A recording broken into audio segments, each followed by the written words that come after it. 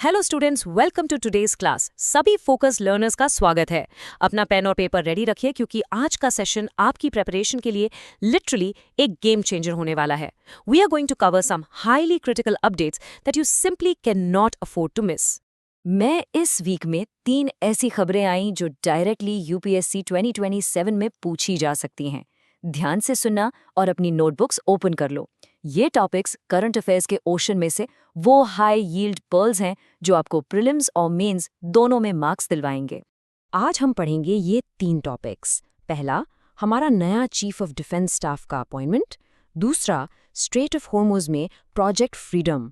और तीसरा, एनवायरनमेंट से एक बहुत बड़ा climate warning, the amok collapse. चलो शुरू करते हैं। आज हम पढ़ेंगे अपना पहला topic, new chief of defence staff appointed, जो यूपीएससी 2027 के लिए बहुत इंपॉर्टेंट है। सबसे पहले ध्यान दो, ये GS2 गवर्नेंस का टॉपिक है। जब भी ऐसी बड़ी अपॉइंटमेंट्स होती हैं, यूपीएससी डायरेक्टली उनके रोल्स, उनके इम्पैक्ट और इंस्टीट्यूशनल फ्रेमवर्क पर सवाल पूछता है। So map this directly to your GS paper 2 syllabus right now. पहली बात, नाम याद रखो, lieutenant general NS Raja Subramanya. I repeat, Lieutenant General NS Raja Subramanya is our new CDS। दूसरी बात, ये सक्सीड करेंगे जनरल अनिल चौहान को और इनका टेन्योर मई 2026 के बाद शुरू होगा। And currently he serving as the military adviser in the national security council secretariat सितंबर 2025 से। ये फैक्ट्स प्रीलिम्स स्टेटमेंट्स के लिए क्रूशल हैं।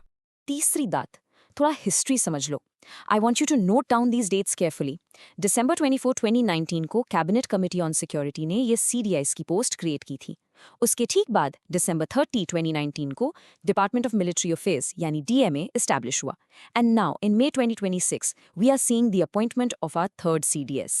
Timeline is everything for structural understanding. So the crucial point is, इस टॉपिक का मतलब है क्या?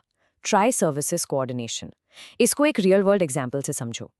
Imagine the Army, Navy, and Air Force as 3 very strong specialized classes in a school. The CDS is like the principal who ensures कि जब भी school represent हो, ये तीनों completely in sync और एक यूनिट की तरह परफॉर्म करें।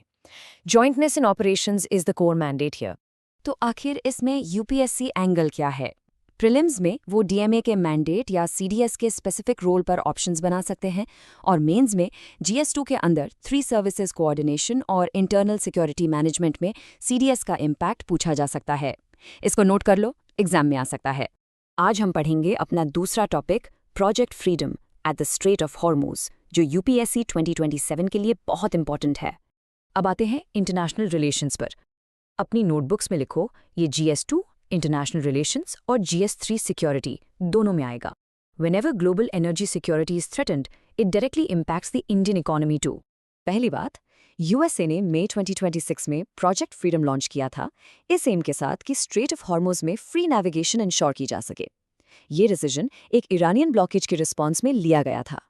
दूसरी बात, events moved very fast. It had to be suspended in literally 1 day after attacks on US Navy vessels. We are impartially looking at the facts here. A major military initiative halted almost immediately due to pushback. अब ध्यान से सुनना और इस number पर focus करना। Straight of Hormuz, I repeat, global energy trade का लगभग 20% यहाँ से गुजरता है। Think of it like a global toll plaza. अगर इस टोल प्लाजा पर ट्रैफिक रुक गया तो पूरी दुनिया की ऑयल और गैस सप्लाई चोक हो जाएगी। That is why a blockade here is a massive international crisis. तीसरी बात, look at the historical contrast here.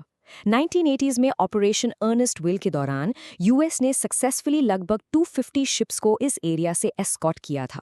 But fast forward to 2026 and project freedom got suspended in just 1 day. This shows exactly how dramatically the power dynamics and asymmetric warfare capabilities in the region have shifted over the decades. तो हमारा UPSC angle क्या है?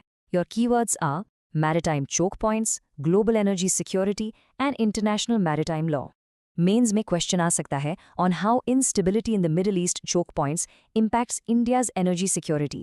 ये directly GS2 और GS3 का overlap है। इसको note कर लो, एग्जाम में आ सकता है। फाइनली, आज हम पढ़ेंगे amok collapse and climate warning, जो UPSC 2027 के लिए बहुत इंपॉर्टेंट है। प्योरा फोकस यहाँ लाओ। ये स्ट्रिक्टली आपके GS पेपर 3 एनवायरनमेंट सिलेबस का हिस्सा है। क्लाइमेट चेंज के टॉपिक्स में ये थियोरेटिकल और प्रैक्टिकल दोनों एंगल्स कवर करता है, तो समझ लो ये कितना ज़रूरी है। AMOC यानी अटलांटिक मेरिडियनल ओवरटर्निंग सर्कुलेशन, इसको आसान भाषा में समझते हैं। इस टॉपिक का मतलब है कि ये अर्थ का natural ocean air conditioning system है। ये वार्म वाटर को ट्रॉपिक्स से नॉर्थ की तरफ ले जाता है और कोल्ड वाटर को वापस साउथ की तरफ लाता है, जिससे पूरी दुनिया का टेम्परेचर बैलेंस रहता है। पहली बात, साइंटिस्ट ने एक सिवियर वार्निंग दी है। नई स्टडीज शो करती हैं कि साल 2100 तक ये एयरमॉक्स सिस्टम अप टू 59% तक कमजोर यानी वीकन हो सकता है। 59%। अगर अर्थ का एयर कंडीशनिंग सिस्टम हाफ से ज्यादा फेल हो जाए, it's going to be unprecedented climatic chaos.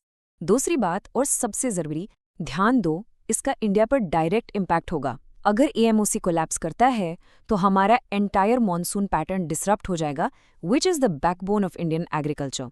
Rising sea levels हमारी कोस्टल सिटीज को थ्रेटन करेंगे और ड्रास्टिक टेम्परेचर एक्सट्रीम्स देखने को मिलेंगे।